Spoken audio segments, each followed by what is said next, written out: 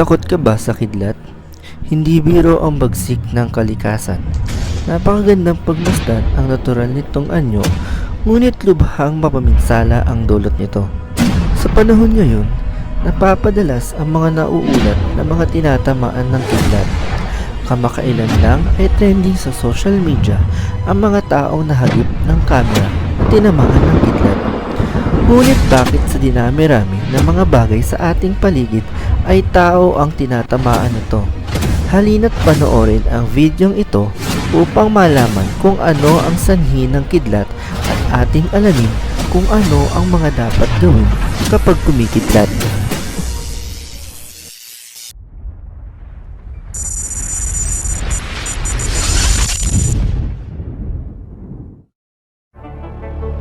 Ano nga ba ang kidlat? Ito ay isang malaking kislap ng kuryente sa ating kalangitan o atmosfera. Ito ay mas mainit pa sa surface o panlabas na parte ng araw ng 5 beses na may temperaturang umaabot sa 50,000 Fahrenheit. Bakit nga ba kumikidlat? Nangyayari ang kidlat kapag ang mga negative charges o mga electrons sa ilalim ng ulap ay naaakit sa mga positive charges o mga proton sa lupa. Kapag ang opposite charges ay naipon ng sapat at kapag ang insulating capacity na ito sa hangin ay nagkikiskisan, ito ay mabilis na lilikha ng kuryente na kilala natin bilang kidlat. Ilang boltahe meron ng kidlat? Ang karaniwang kidlat ay may humigit kumulang 300 milyong boltahe.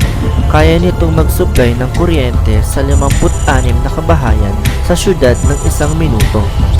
Bakit kadalasan ay tao ang natatamaan ng kidlat ngayon? Tulad ng puno, tubig at metal, ang katawan ng tao ay maituturing na good conductor ng electricity dahil 70% ng katawan ng tao ay naglalaman ng tubig, dahilan kung bakit tinatamaan ng kidlat ang isang tao. Ito rin ang dahilan kung bakit hindi natin dapat hawakan ang isang taong nakukuryente dahil tiyak nagagapang din sa atin ang kuryente at tayo ay madadamay sa kapahamakan. Kung kaya't dapat nating itatak sa ating isip na huwag hahawakan ang kuryente o mga nabalatang wire dahil lubos na delikado ito para sa mga bata. Anong mangyayari kapag tinamaan ka ng kidlat? Kung ang isang tao ay tinamaan ng kidlat, maaari itong maging sanhi ng cardiac arrest na nagpapahinto ng sirkulasyon ng dugo sa katawan ng tao at maging sanhi ng direktang pinsala sa utak at nervous system na pumipigil sa utak na makapagpadala ng mga signal upang ang katawan ay magpatuloy sa paghinga. Dahil ang kidlat ay mainit, maaari rin magtamo ng paso kahit saang parte ng katawan at humantong sa kamatayan kung matindi ang natamong pinsala. Ito ay talagang depende sa kung gaano kakalapit at kung gaano ka-expose sa tama ng kidlat. Maaari ring magdulot ng pinsala sa mga ari-arian at makasunog ng kagubatan. Ano-ano ang mga dapat gawin kapag kumikidlat kapag ikaw ay nasa loob ng bahay at labas ng bahay? Kung sakaling nasa labas at naabutan ng kulog at kidlat, lumayo sa open field at maghanap ng matibay na masisilungan o mga gusali. Huwag nang gamitin ang cellphone o huwag tangkaing maghanap ng signal. Tanggalin ang lahat ng metal accessories sa katawan katulad ng kwintas, relo at bracelets. Kung nasa loob ng kotse, ihinto ang sasakyan, umupo ng tuwid at huwag humawak sa susi o anumang mga metal. Kapag naman nasa loob ng bahay, i-unplug lahat ng appliances sa bahay maging ang mga naka-charge na gadgets. Iwasang maligo o maghugas ng pinggan at iwasan ang anumang mga tubig. Huwag nang kunin ang sinampay kapag kumikidlat. Dapat bang matakot sa kidlat?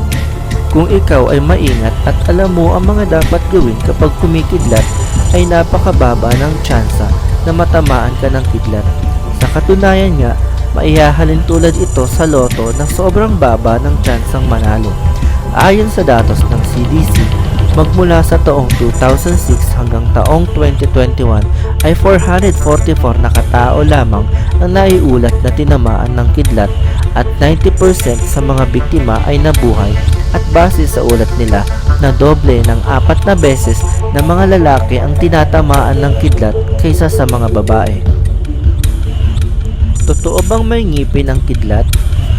Sa partikular na mga lugar, ang mga sinaunang edge ground na artifact ay malawak na inuri bilang mga ngipin ng kidlat ng mga lokal na tao sa probinsya sa Indonesia at Pilipinas at pinahahalagahan para sa kanilang pinaniniwalaang mystical properties o anting-anting. Ngunit kung ang mga siyentipiko ang tatanungin, ay isa lamang itong teorya at hindi pa napapatunayan hanggang sa ngayon. Ano-ano ang kulay ng kidlat? Ang kidlat ay maaaring nasa bawat kulay ng bahaghari: red, yellow, green, cyan, blue, at violet.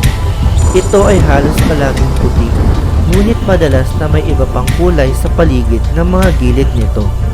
Ang tatlong pinakakaraniwang kulay bukod sa puti ay asul, dilaw, at violet. Ang kulay ng kidlat ay depende sa kung gaano ito kainit. Mas mainit ang kidlat, mas malapit ang kulay sa dulo ng spectrum.